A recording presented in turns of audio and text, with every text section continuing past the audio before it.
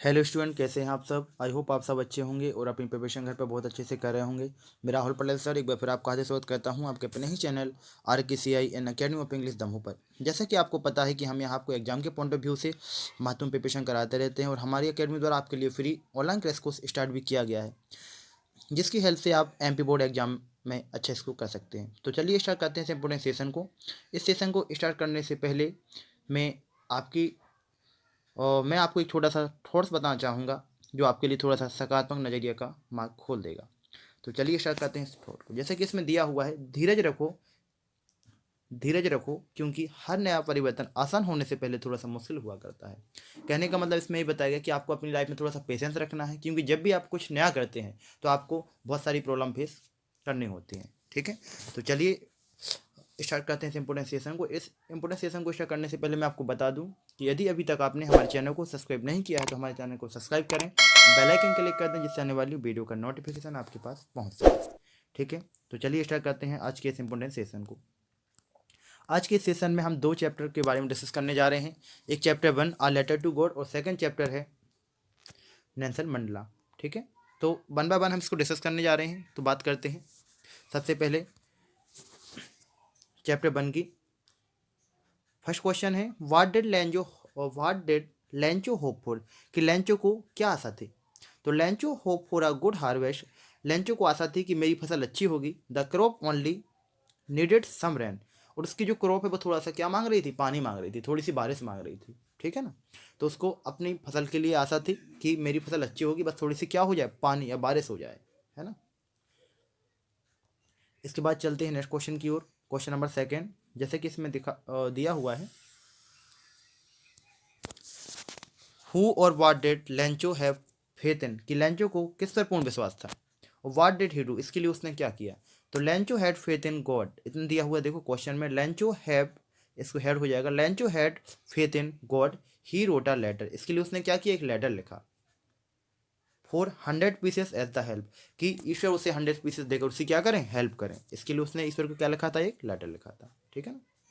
इसके बाद बात करते हैं क्वेश्चन नंबर 3 की। जैसे कि क्वेश्चन नंबर 3 में दिया हुआ है, व्हाट मेड लेंचो हैग्री, कि किन चीज़ों ने लेंचो को गुस्सा दिलाया। तो he became angry when he counted the money, उसको गुस्सा आई जब उसने पैसे को क्या किया, काउंट किया। जब उसने पैसे को काउंट किया तो वह बहुत गुस्सा हो गया। Because he received only 70 pieces, क्योंकि उसे केवल 70 पीसेस मिले थे इंस्टीड ऑफ 100 पीसेस, और उसने डिमांड कितनी की थी, 100 पीसेस की थी।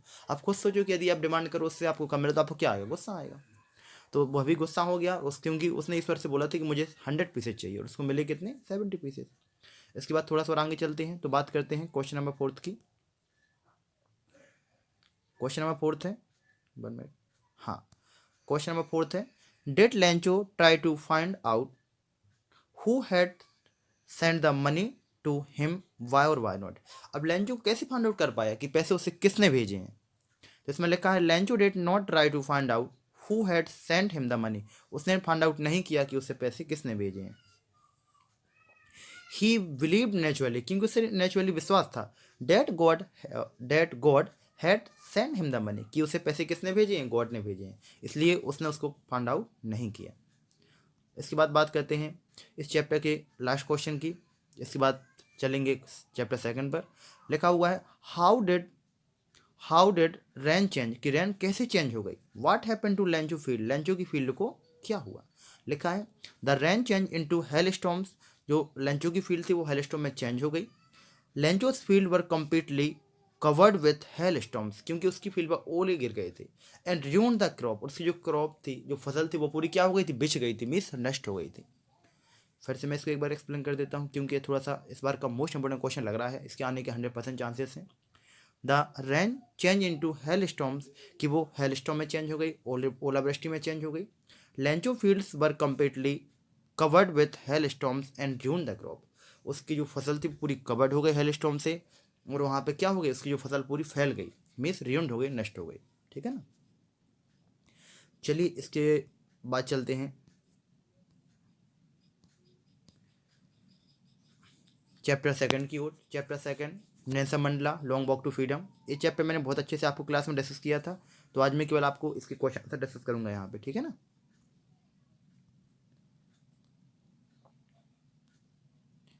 चलिए तो बात करते हैं क्वेश्चन नंबर 1 की। What does courage means to Mandela, कि मंडला जी के द्वारा करेज का क्या मतलब है, साहस क्या होता है।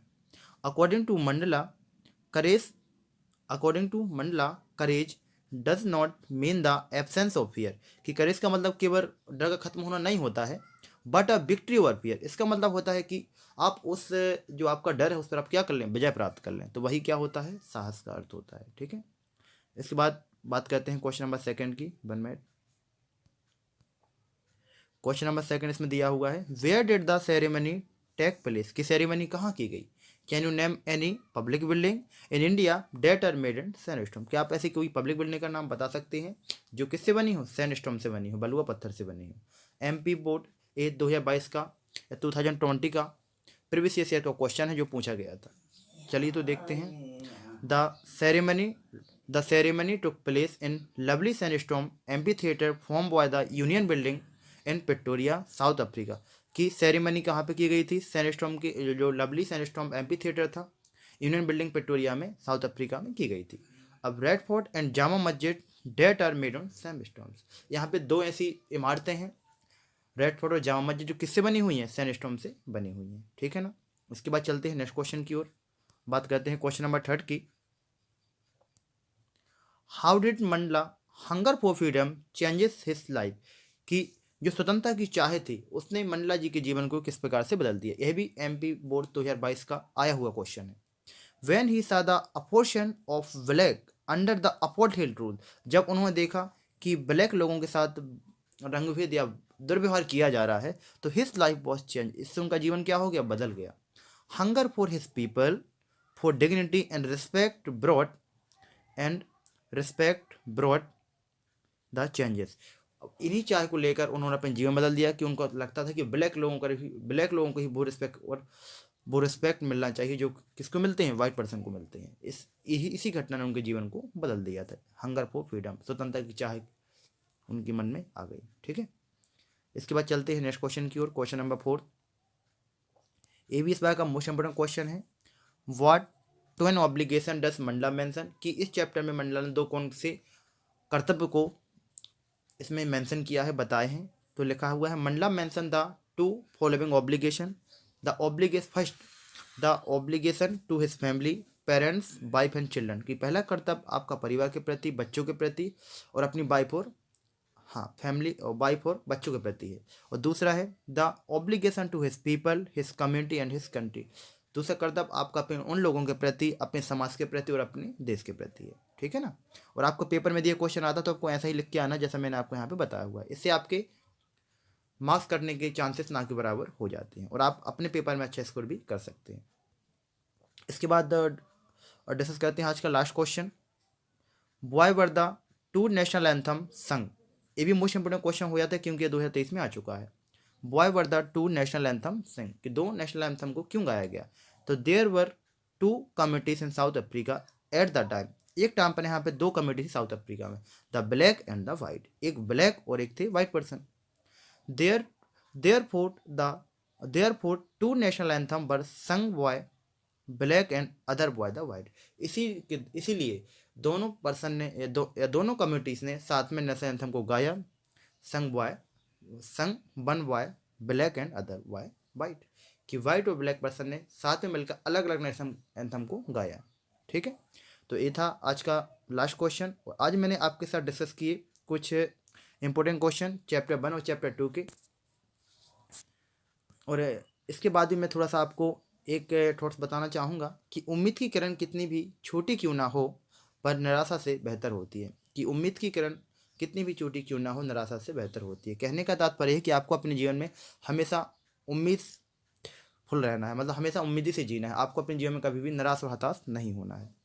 तो आई होप कि आज का सेशन आपको पसंद आया हो, और यदि आपको यह वीडियो पसंद आती है तो वीडियो को लाइक करें और शेयर करें अपने उन दोस्तों के साथ जो 10वीं की बोर्ड एग्जाम देने जा रहे हैं। तो मिलते हैं आने वाली वीडियो में, जब तक के लिए जय Hind. Thank you very much, thanks for watching this video.